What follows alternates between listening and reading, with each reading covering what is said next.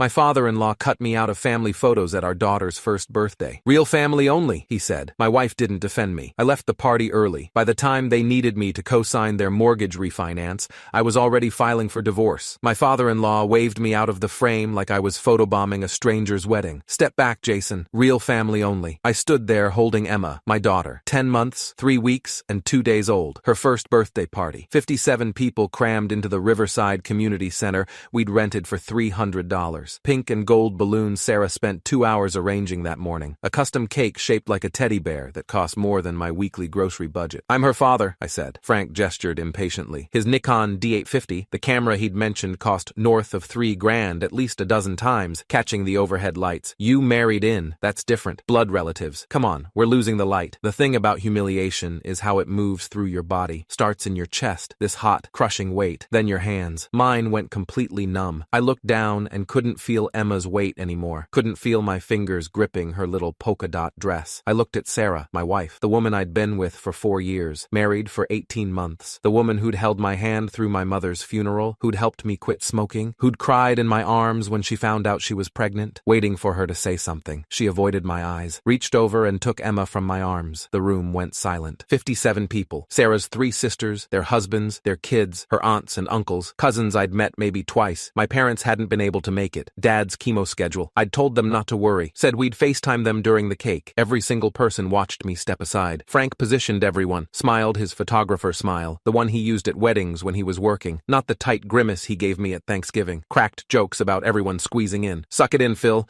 This isn't a wide-angle lens. Took 12 photos. I counted. 12 different configurations of Sarah's family. I stood alone against the wall, next to a folding table covered in unopened presents. Gifts I'd helped pay for, wrapped in the nursery, while Sarah fed Emma, an outsider at my own daughter's first birthday. When the photos finished, Frank walked past me carrying his camera bag. Nothing personal, Jason. Just want the bloodline documented properly. Bloodline, like we were breeding thoroughbreds. I found my keys in my jacket pocket. Took me 3 tries because my hands were shaking. Sarah caught me at the door, Emma balanced on her hip. Where are you going? Home. Jason, don't be dramatic. It's just a photo. Your father called me an outsider, and you handed him our daughter. He's old-fashioned. And you're my wife. My voice came out flat, dead. You should have defended me. She crossed her arms, shifting Emma to her other side. You're making this bigger than it is. He didn't mean it like that. I stared at her, really looked at her, at the woman who'd promised to forsake all others, who'd stood in front of 140 people and vowed to honor me. No, I'm finally seeing it clearly. I left. I sat in my driveway for 23 minutes, hands shaking so badly I couldn't get the key in the ignition. Our house, the 3-bedroom ranch we'd bought 14 months ago, the one Sarah's parents had helped with the down payment, the one where her mother had opinions about every paint color, looked different, smaller, like a trap. My phone buzzed. Sarah, you're embarrassing me. Not, you're right, I should have said something. Not, I'm sorry, you're embarrassing me. I opened my contacts, scrolled to Mitchell Rosenthal, the lawyer who'd handled our house closing. Good guy, patient. Had explained every document twice because I'd been paranoid about signing something wrong. It was 3:47 p.m. on a Saturday. I called anyway. He answered on the 3rd ring. Jason, everything okay? I need a divorce lawyer. Silence. Then, can you come to my office Monday morning, 8:30? Yes. Don't sign anything. Don't agree to anything. Don't move out of the house. Bring your financial documents, pay stubs, bank statements, credit card bills for the last 6 months. I hung up, went inside, started pulling files from our home office. Monday morning, Mitchell's office smelled like coffee and old books. He sat across from me in a burgundy leather chair, legal pad in front of him, reading glasses perched on his nose. Walk me through it, I told him. Every detail. The birthday party, the photos, Frank's exact words, Sarah's silence, the text message. Mitchell took notes, didn't interrupt. When I finished, he set down his pen. How long has this been going on? 3 years, since we started dating. Give me examples. The examples came easily, too easily. I'd been storing them apparently, cataloging every slight. Thanksgiving 2 years ago. Frank carved the turkey, made a big show of giving the first slices to the real Hendersons. I'd gotten my plate last, after Sarah's 14-year-old nephew. Christmas. Frank organized a family trip to their cabin in the Poconos. Everyone invited except me. Sarah went. Left me home alone for 4 days. Easter. Family photos again. Just the bloodline. Sarah had shrugged. Said it was easier not to fight him. Last summer. They'd had a cousin's wedding. I wasn't included in the family table. Sarah sat with her parents and siblings. I ate with the DJ and the wedding planner. Mitchell wrote it all down. Flip pages. Finally looked up. Jason, I have to ask. Has Sarah physically harmed you? Has she prevented you from seeing Emma? No. Does she contribute financially to the household? We split everything 50-50. She makes slightly more than me, actually. Does she want the divorce? I haven't told her I'm filing. Mitchell nodded slowly. Pennsylvania is a no-fault divorce state. You don't need to prove abuse or adultery. adultery, but custody, that's different. I need you to understand something. Courts favor shared custody. Mothers often have an advantage, especially with children under 2. My stomach dropped. She's taking Emma away? Not necessarily, but you need to be prepared for a fight, and you need to document everything. Every interaction with Sarah and her family, every text message, every phone call. Get a composition notebook. Write down dates, times, what was said. Do it tonight. Okay, I'll file the petition this week. Sarah will be served at her workplace. It's standard procedure. She's going to be angry. I know. Jason. Mitchell leaned forward. Are you sure about this? Once I file, there's no taking it back quietly. This becomes public record. I thought about standing against that wall. About 57 people watching me be erased from my daughter's birthday. File it. Thursday afternoon, 2:17 p.m. I was at work. I'm a civil engineer for the county, mostly reviewing municipal water treatment proposals, when my phone exploded. Sarah called 17 times in a row. I let them all go to voicemail. Then texts. What the fuck? Jason, answer your phone. Are you insane? I got served at work. Everyone saw call me right now. I turned my phone face down. Went back to reviewing a stormwater management plan for a new housing development. My supervisor, Denise Chen, a woman in her mid-50s who'd been with the county for 23 years, knocked on my cubicle wall. You okay? Your phone keeps lighting up. Family stuff. She nodded. Didn't pry. That's what I liked about Denise. Professional boundaries. At 4:30 I left work. Drove to my parents' house across town. My dad was having a good day. Chemo brain fog had been brutal lately, but today he was sharp. My mom answered the door,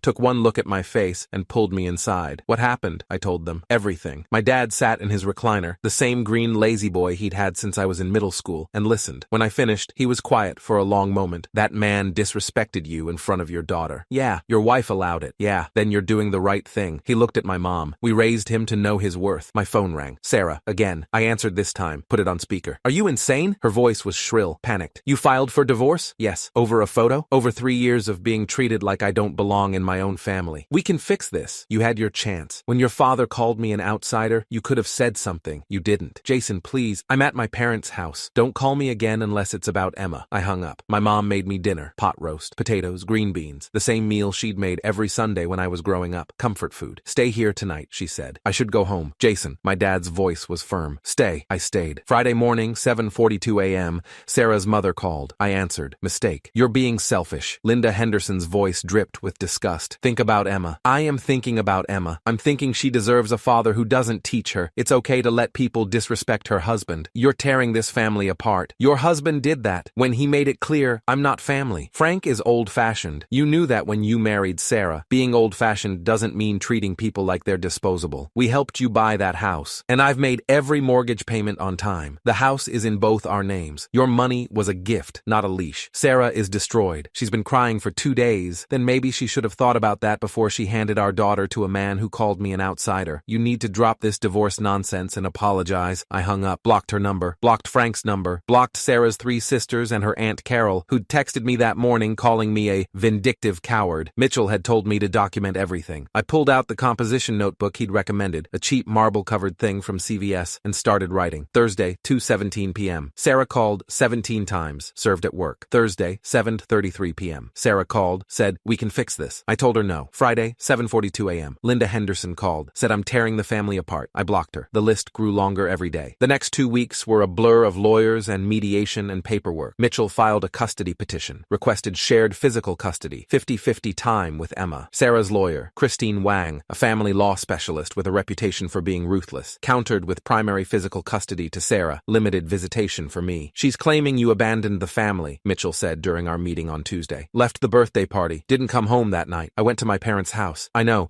but she's framing it as abandonment. We need to counter that. When's the last time you saw Emma? Saturday morning. I picked her up for my parenting time. 2 hours, supervised by Sarah. How'd it go? Emma was fine. Sarah cried the entire time, kept asking if I'd changed my mind. What did you say? No. Mitchell made a note. Good. Stay consistent. Don't engage emotionally. Everything is about Emma now. You're not divorcing Sarah because you're angry. You're doing it because you want to raise your daughter in an environment where both parents respect each other. That's true. I know. But we need to make sure the court knows it too. Sarah called me every single day, sometimes multiple times, crying, begging, threatening. You're going to regret this. My family will make sure you never see Emma. I'll tell the court you're unstable. Please, Jason. Please. I love you. I stopped answering. Let everything go to voicemail. Saved every message. Mitchell said they'd be useful if things got ugly. Things got ugly. Week 3. Sarah's lawyer submitted a motion claiming I'd been emotionally abusive and controlling, that I'd isolated Sarah from her family, that I'd pressured her into marriage. I stared at the documents in Mitchell's office, hands shaking. Is this real? It's a common tactic. They're trying to paint you as the bad guy. We'll respond with evidence to the contrary. Do you have text messages from Sarah? Emails? Anything showing your relationship was healthy? I pulled out my phone, scrolled through 2 years of messages. Sarah, December 2022. I'm so lucky I found you. You're my best friend. Sarah, March 2023. My dad is being difficult again. Thank you for being patient with him. Sarah, July 2023. Emma is perfect. You're going to be an amazing dad. Hundreds of messages. Loving, normal, nothing abusive. Mitchell smiled. Send these to me. All of them. 4 weeks in, Frank called. I almost didn't answer. The number wasn't blocked. I'd forgotten to add it after blocking Linda's. Jason, we need to talk. About what? Our mortgage. His voice was tight, strained, desperate in a way I'd never heard before. The bank's requiring us to refinance. Interest rates went up 3 points since we bought the house in 2019. Our monthly payment is going from $2,400 to $3,800. I sat up straight. I was at my apartment. I'd moved out of the house 2 weeks prior, gotten a 1-bedroom in a complex near my office, temporary, until the divorce settled. And your credit score is excellent. 780 last I checked. We need you to co-sign. The world narrowed. Everything else fell away. Why would I do that? Because we're family. I laughed. Actually laughed. A sharp, bitter sound that surprised me. Family? Real family only, right? That's what you said. Silence on the line. I could hear Frank breathing, heavy, ragged. Frank, you made it very clear I'm not real family, so find someone who is. Jason, be reasonable. I am being reasonable. You wanted blood relatives only. Go ask one of them. None of them qualify. Phil's credit is shot from the business bankruptcy. Linda's sister has a 620 score. Sarah's brother has 3 kids in college and can't take on more debt. Not my problem. If we don't refinance, we lose the house. My heart pounded. 3 years of humiliation. Every holiday, every gathering, always the outsider. Every family photo where I was cropped out, edited out, erased. Every time Sarah had said, he doesn't mean it. Every time I'd swallowed my anger and smiled. Should have thought about that before you cut me out of my daughter's birthday photos. That was just, Frank's voice cracked. That was just me being stupid. I'll apologize. We all will. Formal apology, whatever you want. Too late. Please. Sarah needs us to keep this house. She grew up here. This is Emma's heritage. Sarah made her choice. She stood by while you humiliated me. While you told me I wasn't family. She didn't say a word. Jason, you wanted real family only, Frank. Well, congratulations. Now you get to find out what that actually means. I hung up. My hands were shaking again. Not from fear this time. From something else. Something that felt like power. Sarah called me 14 seconds later. My dad just told me, you have to co-sign. No, I don't. They'll lose their house. And I lost my family. Seems fair. This is cruel. My voice went cold. Colder than I'd ever heard it. You know what's cruel. Watching your father-in-law erase you from your daughter's birthday while your wife stands there silent. I didn't know what to say. You could have said, Dad, that's my husband. He stays in the photo. 4 years together, and you couldn't manage that. She started crying. Full sobs. If you ever loved me, I did love you. Past tense. The woman I loved would have defended me. Jason, they're my parents, and I was your husband. Was. I hung up, turned off my phone, sat in the silence of my empty apartment. 3 days later, Mitchell called. The bank rejected Frank and Linda's refinance application. Sarah's lawyer reached out. They're offering you a deal. What kind of deal? Drop the divorce. Co-sign the mortgage. They'll cover your legal fees. Linda wrote a formal apology letter. He paused. Jason, I need to advise you. I'm not taking it. You haven't heard the terms. I don't care about the terms. They had 3 years to treat me like family. They had 3 years to make Sarah see I was worth defending. I'm not bailing them out now. Mitchell was quiet for a moment. Okay, I'll tell Christine. Frank called one last time. Saturday morning, 9:15 a.m. I'd just finished a run, trying to burn off the stress that kept me awake until 2 a.m. most nights. You're really going to let us lose everything? I thought about Emma's first birthday, standing against that wall. 57 people watching me get erased, watching my wife choose her father over me. No, Frank, you already lost everything. You just didn't realize it until you needed me. Please, tell me again how I'm not real family. The line went quiet. I could hear him breathing, shaky, defeated. That's what I thought. Next time you need an outsider to save your house, remember this moment. I ended the call. They lost the house 6 weeks later. Mitchell told me during our final custody hearing. Sarah had showed up with red eyes, no makeup, wearing a wrinkled blouse. Her lawyer looked exhausted. The judge awarded us 50-50 custody. 1 week with me, 1 week with Sarah. Every other holiday. Fair split of expenses. Mr. Brewer, the judge said, looking at me over her reading glasses, I see no evidence of abuse or neglect. I see 2 parents who need to learn to co-parent effectively. I'm ordering family counseling, both of you. For Emma's sake. Sarah wouldn't look at me. Outside the courthouse, she finally spoke. They moved into my Aunt Carol's basement. All their furniture is in storage. I said nothing. My dad had a heart attack last week. Stress-induced. He's okay, but her voice broke. Was it worth it? Destroying them? I looked at her. Really looked at her. At the woman I'd loved. The woman who'd let her father humiliate me. The woman who'd valued her family's approval more than her husband's dignity. I didn't destroy them, Sarah. I just stopped saving them. There's a difference. I walked to my car. Drove to my parents' house. My dad was sleeping. The chemo made him tired. But my mom was in the the kitchen, making soup. How'd it go? 50-50 custody. She hugged me, held on tight. Your father's proud of you. I'm proud of you. Frank had a heart attack. She pulled back, looked at me. And nothing. I just thought you should know. She nodded slowly. Jason, I'm going to tell you something your grandmother told me when I left your father's brother's wedding early after his wife made a comment about my dress. She said, you teach people how to treat you. Every time you accept disrespect, you give them permission to do it again. You stopped giving permission. They lost their house. They lost their house because they couldn't afford it without help. That's not your responsibility. Your responsibility is to your daughter, to show her what it means to have boundaries, to have self-respect. 6 months later, I'm sitting in my new apartment, a 2-bedroom now, so Emma has her own room during my weeks, watching her play with blocks on the living room floor. She's 15 months old, starting to say words. Dada, mama, no, that's her favorite. My phone buzzes, a text from Sarah. My parents are moving to Arizona. Linda's brother offered them a room. I don't respond. Another text. Dad wants to apologize, formally, face to face. I type, not interested. My dad died 3 weeks ago. Pancreatic cancer, stage 4. 12 months from diagnosis to the end. He met Emma 6 times during my custody weeks, held her, sang to her, told her stories about when I was little. You did good, Jason, he said during our last conversation. Morphine made him dreamy, distant. You showed her dignity matters. He never met Frank, never spoke to Sarah's family again. At the funeral, Sarah showed up, stood in the back, left before the reception. She'd sent flowers, a card. I'm sorry for your loss. Not, I'm sorry for everything. Not, I was wrong. Just, I'm sorry for your loss.